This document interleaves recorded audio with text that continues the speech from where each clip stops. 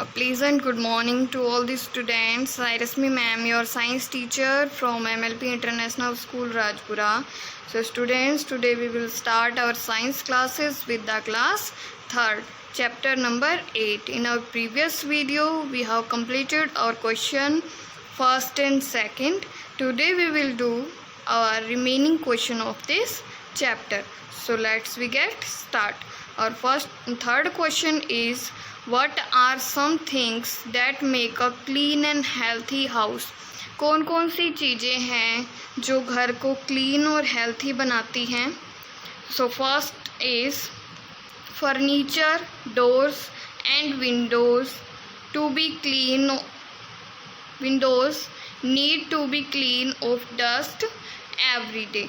जो furniture, door और window होती है, ठीक है, उन सभी को क्या करने की ज़रूरत होती है, किस चीज़ की नीड होती है? हम रोज़ साफ़ करें, उसको डस्टिंग करें रोज़ उनकी.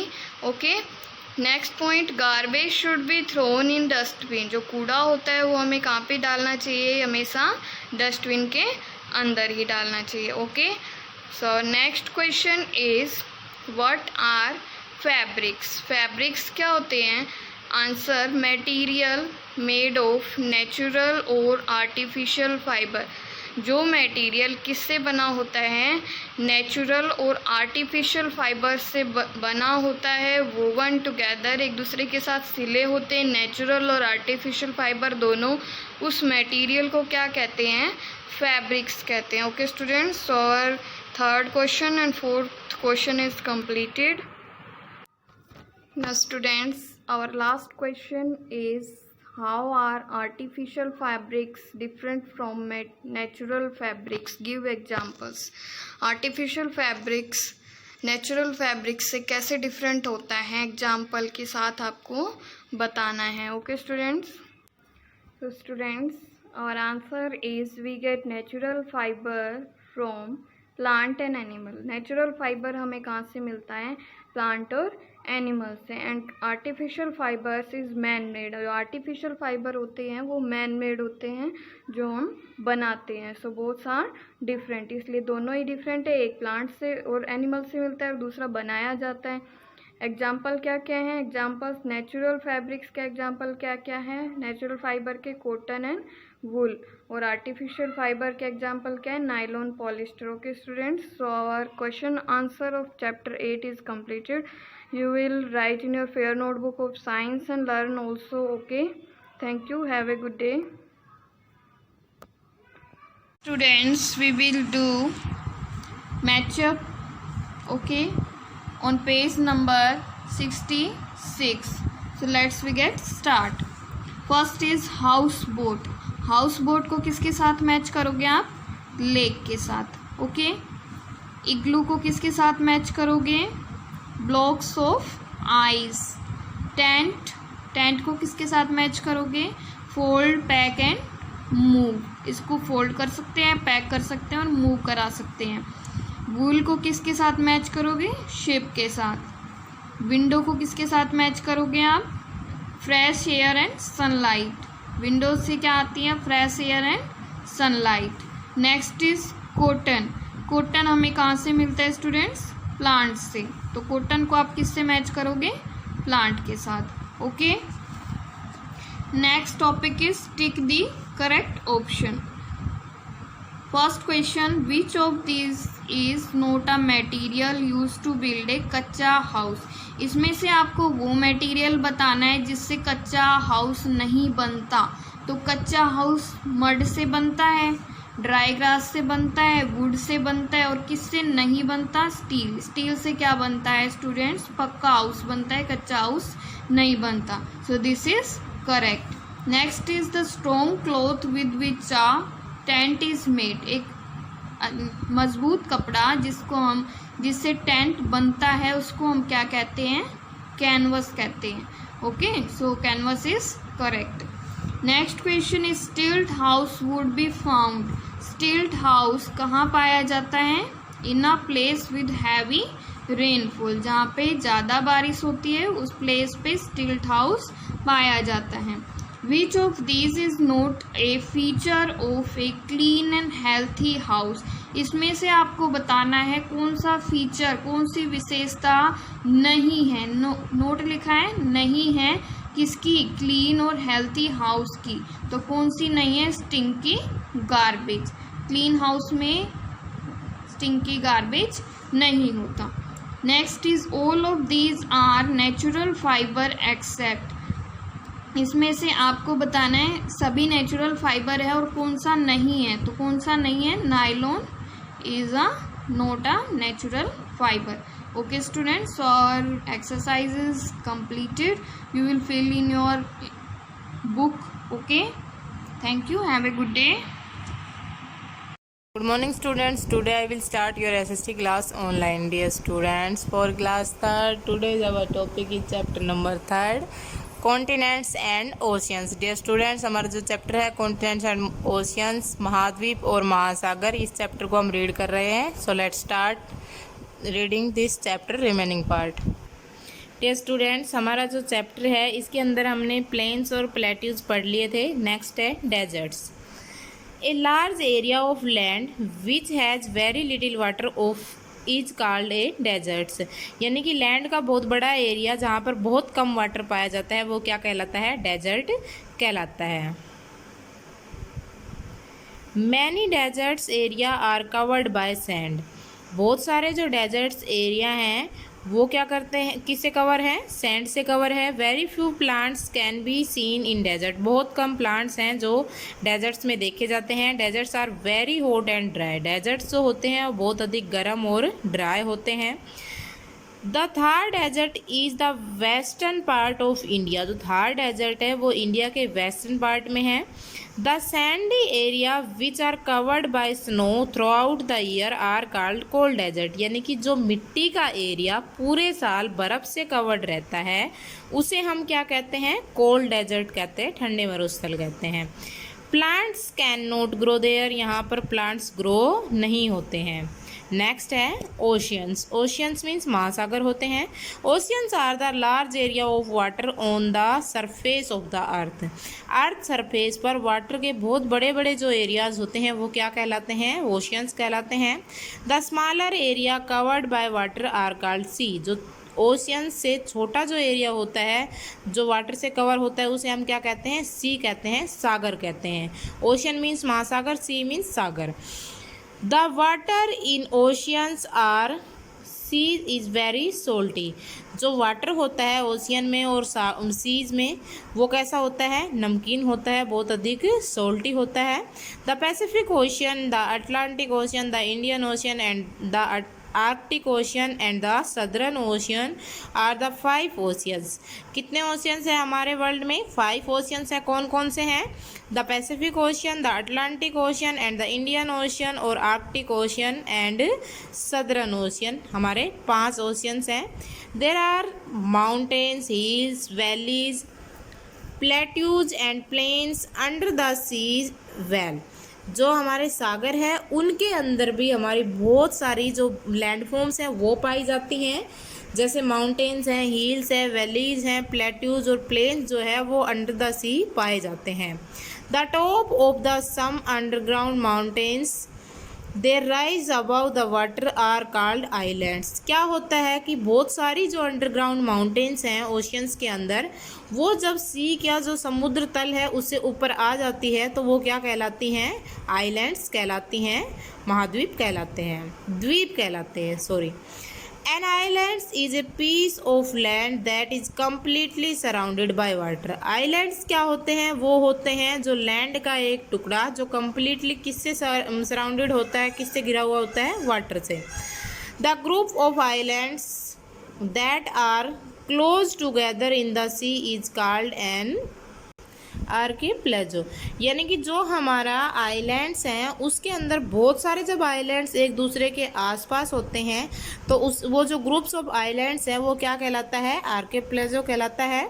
द 2 ग्रुप्स ऑफ आइलैंड्स, जो 2 ग्रुप्स ऑफ आइलैंड्स हैं वो कौन कौन से हैं, लक्षद्वीप एंड अंडमान एंड निकोबार आर्किपेलागोज, यानी कि जो दो ग्रुप्स ऑफ आइलैंड्स हैं हमारे जो इंडिया है उसके दोनों साइड, वो कौन कौन से हैं? लक्षद्वीप जो आइलैंड है हमारा वेस्टर्न साइड में इंडिया के, और जो अंडमान एंड निकोबार आइलैंड है वो किधर है? ईस्टर्न साइड में है।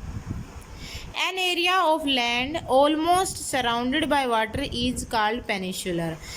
एक लैंड का एरिया जो ऑलमोस्ट सराउंडेड होता है वाटर से, यानी कि तीन साइड से अगर वाटर से सराउंडेड और एक साइड से लैंड से जुड़ा हुआ है, तो वो क्या कहलाता है? पेनिनसुलर कहलाता है, प्रायद्वीप कहलाता है। It is joint to a large piece of land on one side. वो क्या होता है? बहुत बड़े लैंड के पार्ट से एक साइड से जुड़ा हुआ होता है। The southern part of India is a peninsular. जो इंडिया का साउदर्न पार्ट है वो क्या है? एक प्रायद्वीप है, पेनिनसुलर है। डू यू नो, क्या आप ये जानते हैं? Pacific ocean is the largest ocean in the world. Pacific जो ओशियन है वो सबसे बड़ा ओशियन है वर्ल्ड के अंदर। It covers almost 1/3 of the entire area of the अर्थ। ये हमारी अर्थ के ऑलमोस्ट 1/3 एरिया को कवर किए हुए है। So thank you students. I hope you understand in this chapter. Dear students, you also read this chapter 2 times. Hello students of 3rd class. A very good morning to all of you. Students, I am Simran ma'am, your English teacher. In previous class, we have done our exercise part. Part A, Part B, Part C, Part D. ये exercise हम complete कर चुके थे. Now in this class we will start our question answer part E, F and part G. So let's we start. Part E है हमारा answer the following question in 1 और 2 words. हमें इन questions के answer देने हैं 1 और 2 वर्ड्स में. So start करते हैं. क्वेश्चन नंबर फर्स्ट है, how did zero look in the beginning. शुरुआत में ज़ीरो कैसा दिखता था? तो ज़ीरो की शेप कैसी होती है? राउंड, गोल फिगर होता है ज़ीरो. ठीक है, तो आंसर क्या होगा? A round figure. Next question है question number second, how did zero look after he grew up. उसमें ग्रोविंग होने के बाद ज़ीरो कैसा दिखने लगा? किस तरह की लुक हो गई थी? तो उसकी कैसी लुक हो गई थी? Answer a huge figure. उसका कैसा फिगर हो गया था? विशाल फिगर हो गया था. ह्यूज का मतलब होता है विशाल फिगर. क्वेश्चन नंबर थर्ड है, what did zero eat. Zero क्या खाता था? तो क्या खाता था वो? दलिया खाता था. तो आंसर क्या हो जाएगा? A full plate of porridge. Porridge का क्या मतलब होता है? पार्ट एफ है हमारा, answer the following question in 1 sentence. हमें 1 सेंटेंस में इन क्वेश्चंस के क्या करने हैं? आंसर देने हैं. तो क्वेश्चन नंबर फर्स्ट है हमारा, why did 1s, 4s and 7s in which 0.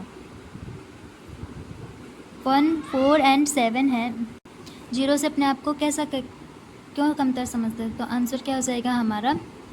Because 1, 4 and 7s who were skinny and lanky in with 0. 0 के मुकाबले में वो कैसे थे? दुबले थे और पतले थे. स्किनी का मतलब दुबले और लैंकी का मतलब क्या होता है? पतले. क्वेश्चन नंबर सेकंड है हमारा, what happened to the figure value when 0 and a dot were placed before the figures. जब ज़ीरो आ जा, क्या होता है जब किसी भी फिगर्स, किसी भी आंकड़े के पहले डॉट में क्या आ जाए? ज़ीरो आ जाए, तो उसके साथ क्या होता है?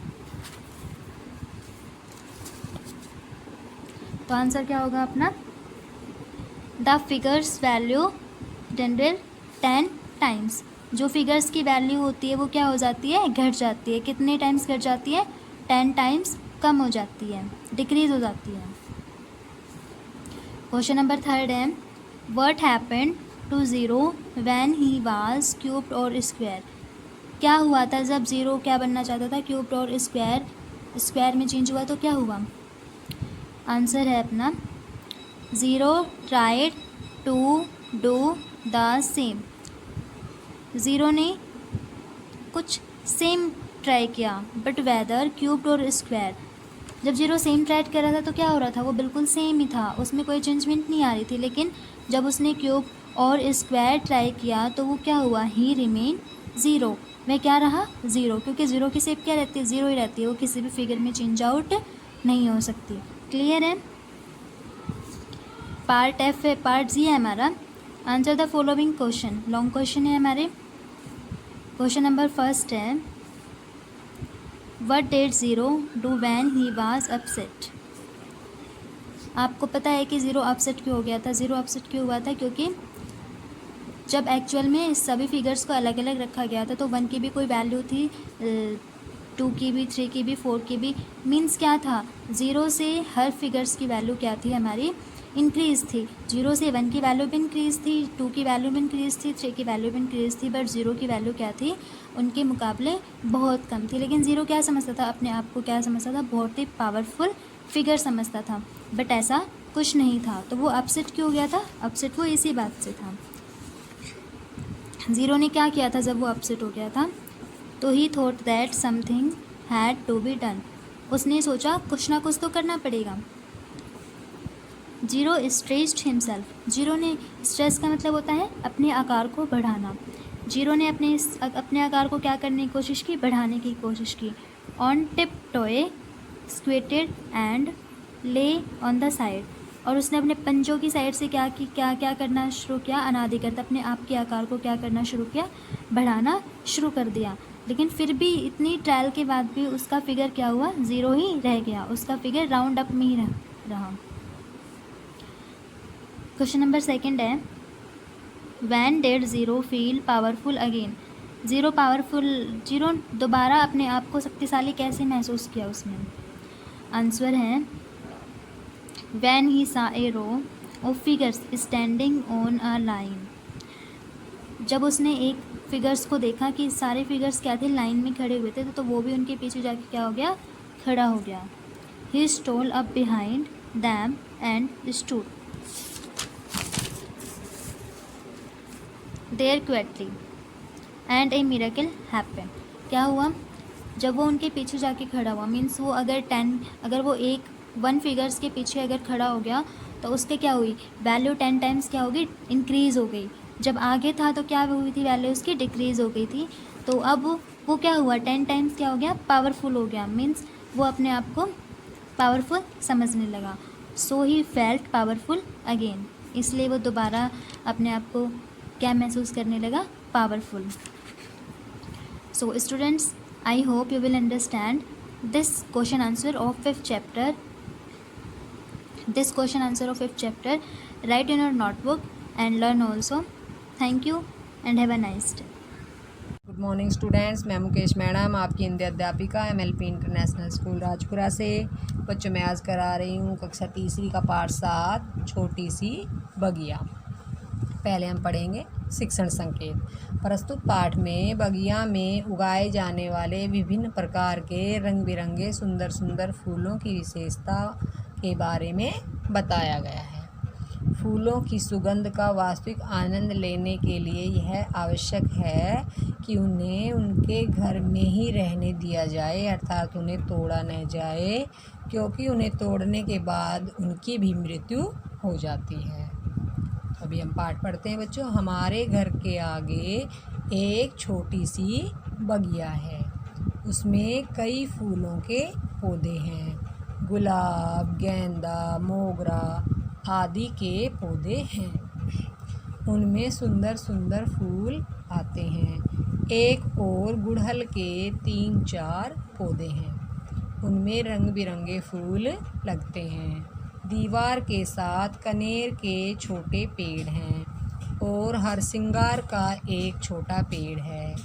हम अक्सर कुर्सी लगाकर लॉन में बैठते हैं। गौरैया फुदकती हुई आती हैं, हम थोड़ा भी हिलें तो फुर से उड़ जाती है। क्यों उड़ जाती है बच्चों? क्योंकि गौरैया को ये डर रहता है कि कभी कोई मुझे पकड़ ना ले। फूलों पर तितलियां मंडराती है और भौरे गुंजन करते हैं, तो देखकर बहुत अच्छा लगता है। घर के पीछे सब्जियों का बगीचा है। वहाँ क्यारियों में बैंगन, भिंडी, गोभी, टमाटर आदि के पौधे लगे हैं। कौन कौन सी सब्जियों के पौधे लगे हैं? बैंगन, भिंडी, गोभी और टमाटर। पिताजी को बागवानी का शौक है। वे हर मौसम में बीज डालते हैं, पौधों को पानी देते हैं और हर हफ्ते खाद डालते हैं। मुझे पौधों को देखना बहुत अच्छा लगता है। बीज से अंकुर फूटते हैं, पौधे बड़े होते हैं और सब्जियों से लद जाते हैं। ये भी बच्चों की तरह धीरे धीरे बढ़कर बड़े होते हैं। तो बच्चों क्या करना पड़ता है? मौसम के अनुसार बीज डालने पड़ते हैं, पौधों को पानी देना पड़ता है, उनको खाद देना पड़ता है। इसके बाद क्या होता है? बीज से अंकुर फूटता है, पौधे बड़े होते हैं और फिर उनको सब्जियां लगती है। तो बच्चों पौधे भी बच्चों की तरह धीरे धीरे बढ़कर बड़े होते हैं। हमारे गांव के पास फलों के कई बाग हैं। एक ओर आम के बाग है और दूसरी ओर अमरूद के बाग। आम के बाग में गर्मी के दिनों में भी ठंडक सी महसूस होती है। वहाँ कुछ लोग खाट बिछाकर दिन में सोते रहते हैं। दिन में पेड़ों पर तोते दिखाई देते हैं। कौन से पेड़ पर? आम के पेड़ पर। शाम के समय बागों में चिड़ियों की चहचहाहट शुरू हो जाती है। कई चिड़ियाँ चीं चीं करके एक डाल से दूसरी डाल पर उड़कर जाती है। हम कई जगह पेड़ों पर चिड़ियों के घोंसले भी देखते हैं। कहाँ बनाती है चिड़िया घोंसले? पेड़ों पर। हमारे गांव के पास स्थित शहर में तो सुंदर बाग हैं। वहाँ कई तरह के फूलों के पौधे हैं, कई तरह के पत्तेदार पौधे हैं। एक बाग में एक सुंदर तड़ाग है। तड़ाग यानी तालाब, जिसमें कमल के फूल खिले हैं। कमल के फूल कहाँ खिलते हैं? पानी में। उस तड़ाग में बतखें तैरती नज़र आती है। पानी के अंदर बहुत सी मछलियाँ तैरती है। कहाँ तैरती हैं मछलियाँ? पानी में। बाग में हर जगह लिखा रहता है, फूल तोड़ना मना है।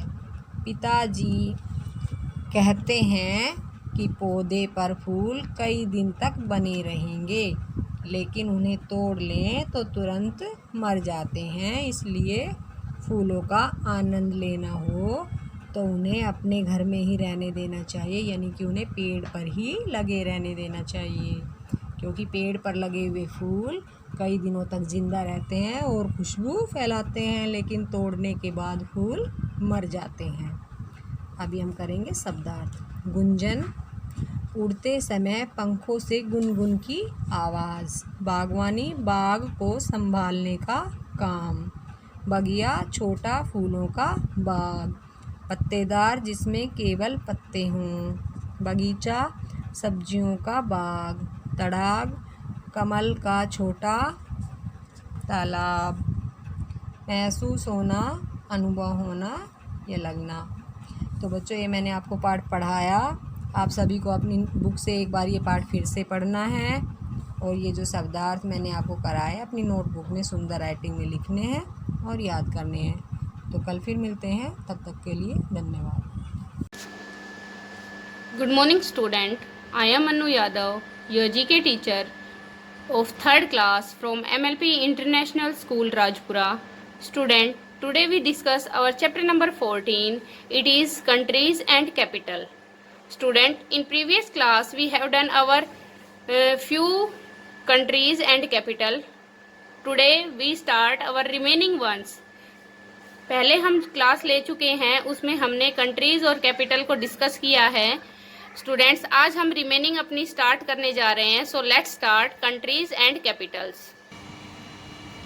Students, in previous class we have done our 7 countries and capital. हमने अपनी पिछली क्लास में 7 कंट्रीज को मैच कर लिया था उनकी कैपिटल के साथ। Today we discuss from 8 1। Our 8th is France. France की कैपिटल क्या है स्टूडेंट? आप देख सकते हैं Paris. Paris is the capital of France. तो मैच 8 विद N। पेरिस के पीछे आपको क्या लिखना है? 8 नंबर लिखना है। 9th is Germany. जर्मनी की कैपिटल क्या है हमारी? आप देख सकते हैं 9 number Berlin. Berlin is the capital of Germany. So write number 9 after Berlin. ई जो नंबर है उसके पीछे आप क्या लिखना है? 9 नंबर लिखना है। 10th is Italy. इटली की कैपिटल क्या है students? Rome. Italy Rome is the capital of Italy. So write number 10 number लिखना है आपको। इटली मैच ऐसे मैच नहीं करना है, मैंने पिछली क्लास में भी आपको बताया, डोंट मैच विद लाइंस। आपको ऐसे लाइन के साथ मैच नहीं करना है, आपको क्या करना है? नंबरिंग करनी है। जो हमारी कैपिटल्स है कॉलम बी में, उसके पीछे आपको क्या करना है? कंट्रीज के जो हमारी नंबरिंग है वो नंबर राइट करना है। 11th is Australia. ऑस्ट्रेलिया की कैपिटल क्या है स्टूडेंट्स? F नंबर पे हमारा CANBERA Canberra. Canberra is the capital of Australia. Canberra किसकी कैपिटल है? ऑस्ट्रेलिया की कैपिटल है। सो राइट नंबर 11 नंबर लिखना है आपको कैनबरिया के पीछे। 12th is Canada. कनाडा की कैपिटल क्या है students? It is Ottawa. OTAWA Ottawa. Ottawa is the capital of Canada. So write number 12 number लिखना है आपको ओटावा के पीछे। 13 इज USA। स्टूडेंट्स USA की कैपिटल क्या है? Washington. WASHING washing TON ton. Washington is the capital of USA। So write number 13। 14th is Nepal. Nepal की capital है Kathmandu. KATHMANDU Kathmandu. Kathmandu is the capital of Nepal. So write number 14 after Kathmandu. 15th is New Zealand. New Zealand की capital है WELLINGTON Willingdon. Willingdon is the capital of New Zealand. So write number 15 after New Zealand after Willingdon. So students अब हम क्या करेंगे? अपना board work. ये जो हमारी कंट्रीज एंड कैपिटल है इनको हम बोर्ड पे लिखे दिखाएंगे और आप अपनी फेयर नोटबुक में जैसे मैंने पिछली क्लास में कराया था ऐसे ही आपको करना है। So let's start. Students write first of all write your date, then chapter 14 and then your heading countries and capitals. Our 8th number is France. FRANCE France. France की कैपिटल क्या है? What is the capital of France? It is Paris. Paris is the capital of France. So write Paris in front of France PARIS Paris. 9th is Germany. GERMANY Germany. And Germany की capital क्या है? BERLING Berlin. Berlin is the capital of Germany. 10th is Italy. ITALY Italy. ITALY Italy. And capital of Italy is Rome. ROME Rome. Rome क्या है? Italy की capital है। 11th is Australia. AUSTRALIA Australia. And the capital of Australia is Canberra. CANBERA Canberra is the capital of Australia. 12th is Canada. CANADA Canada. CANADA Canada. Canada की capital क्या है? Ottawa. OTAWA Ottawa. Ottawa is the capital of Canada. 13th is USA and the capital of USA is Washington. WASHINGTON Washington. और Washington के आपको last में क्या लिखना है? DC भी करके ब्रैकेट में लिखा हुआ है बुक में, ऐसे ही आपको राइट भी करना है। 14th इज और 14th country is Nepal. And the capital of Nepal is Kathmandu. KATHMANDU Kathmandu. सो काठमांडू किसकी कैपिटल है? नेपाल कंट्री की कैपिटल है Kathmandu. KATHMANDU Kathmandu. 15th and last one is New Zealand. NEW ZEA LAND, Zealand, New Zealand. And the capital of New Zealand is WELLINGTON, Wellington. Wellington is the capital of New Zealand. WELLINGTON, Wellington. So students, today we write our from 8th country and capital. आज हमने number 8 से and 15 तक country and Capitals right की है. Students, हम अपनी previous class में 1 to 7 कर चुके हैं. आपको अपना बोर्ड वर्क जैसे मैंने कराया है ऐसे ही आपको अपनी फेयर नोटबुक में राइट करना है. और and writing should be neat and clean and learn them. Students, I hope you understand our topic countries and capitals. Thank you students. Good morning student, myself Bala ma'am from MLP International School Rajpura. So dear student, now we start our math online classes for class 3rd. And dear student, previous class we have done our exercise 6.1. In this exercise we have divide and we find quotient and remainder. And dear student, in this exercise we have only 3 digit division थे बेटा. इसमें हमें 3 digit दिए थे जिनको हमें single digit से 5 से 7 से 8 से इस तरह से हमें डिवाइड करना था.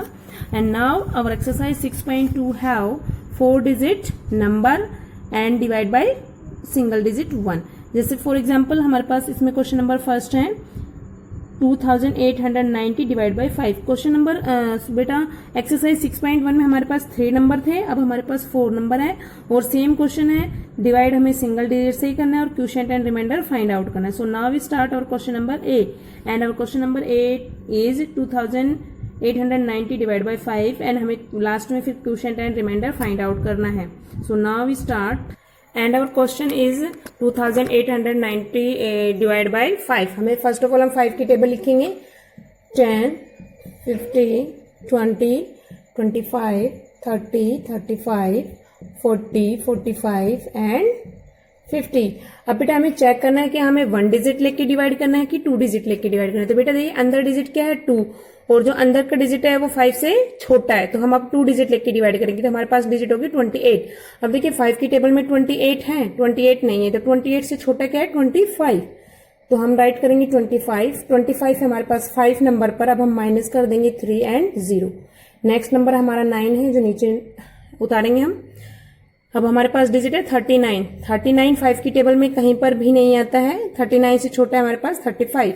तब हम राइट कर देंगे 35 हमारे पास टेबल में होता है 7 नंबर पर. अब हम इसको माइनस कर देंगे 4 एंड 0. नेक्स्ट नंबर हमारे पास डिजिट है 0. अब हमारे डिजिट बन गए 40. अब 5 की टेबल में 40 होता है बेटा 8 नंबर पर, तो हम 40 राइट कर देंगे. 0 एंड 0 माइनस करेंगे तो एंड 8. तो देखिए बेटा क्वेश्चन में हमसे पूछा है क्वोशिएंट हमारे पास क्या आ गया, क्वोशिएंट हमारे पास क्या आ गया 578 एंड रिमाइंडर क्या है हमारे पास, रिमाइंडर हमारे पास 0. Okay student, question first as it is है जैसे हमें एक्सरसाइज 6.1 में किया था. फर्क ये है कि उसमें हमारे पास 3 नंबर थे, अब हमारे पास 4 नंबर है जैसे 2890. ओके स्टूडेंट, और डिजिट सिंगल से ही एक्सरसाइज में उसमें भी डिवाइड किया था हमने 6.1 में भी, और हमें भी सिंगल डिजिट से ही डिवाइड करना है. नाउ वी डू और question number N and our question number N is 7959 को हमें 9 से डिवाइड करना है. तो हम 7959 को हम 9 से डिवाइड करेंगे. तो सबसे पहले हम 9 की टेबल राइट करेंगे.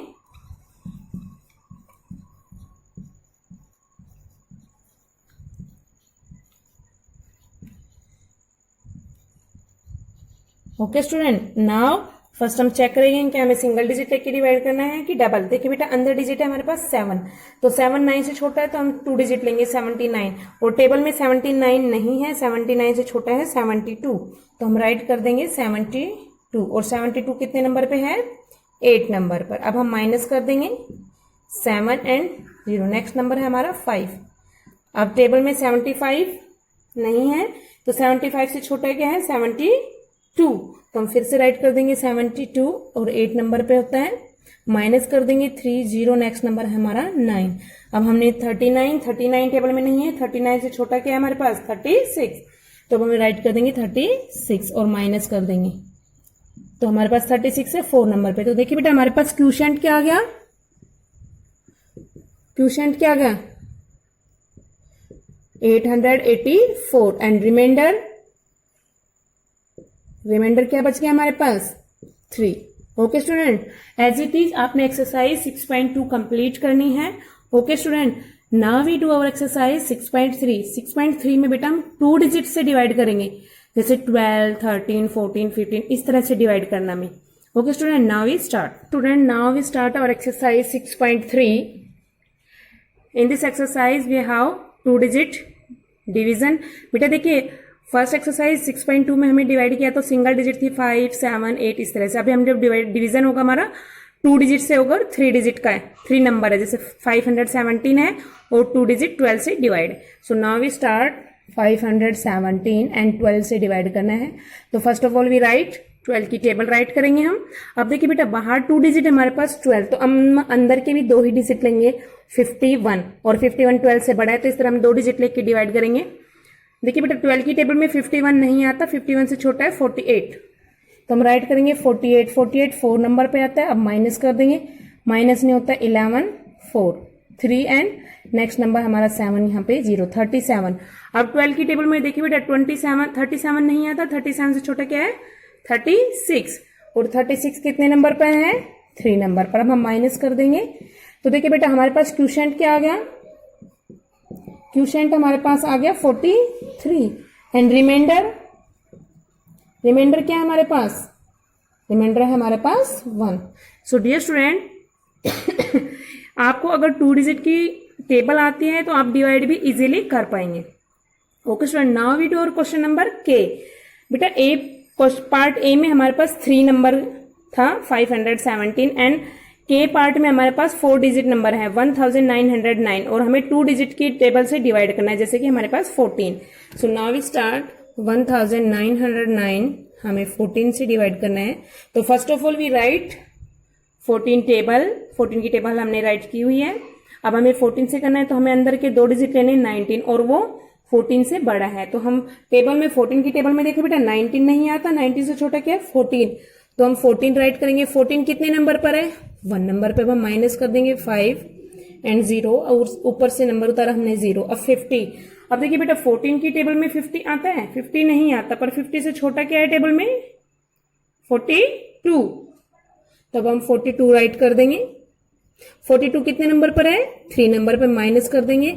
0 में से माइनस नहीं होता तो हम कैरी लेंगे 10 एंड 4 में से 4 माइनस किया 0। नेक्स्ट नंबर हमारे पास है 9।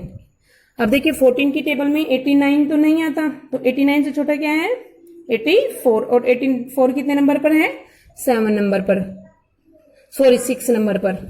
तो अब हम 84 लिखेंगे और माइनस कर देंगे, तो 0 एंड 5। तो बेटा हमारे पास क्यूशेंट क्या आ गया, क्यूशेंट हमारे पास आ गया 136 एंड रिमाइंडर हमारे पास है 5। Student, you understand very well our single digit divide and 2 digit divide. तो मेन बेटा अगर आपको टेबल आती है तो आप 2 डिजिट की डिवाइड भी आप इजीली कर सकते हैं। एक्सरसाइज 6.2 के रिमेनिंग पार्ट्स भी आपने खुद करने हैं, वो आपका होमवर्क है, और आपने एक्सरसाइज 6.3 के भी रिमेनिंग पार्ट आपने खुद करना है, ये आपका होमवर्क है, ताकि आप प्रैक्टिस कर सके और आपको डिवाइड अच्छे से समझ में आ जाए। Okay student, thank you and have a nice day.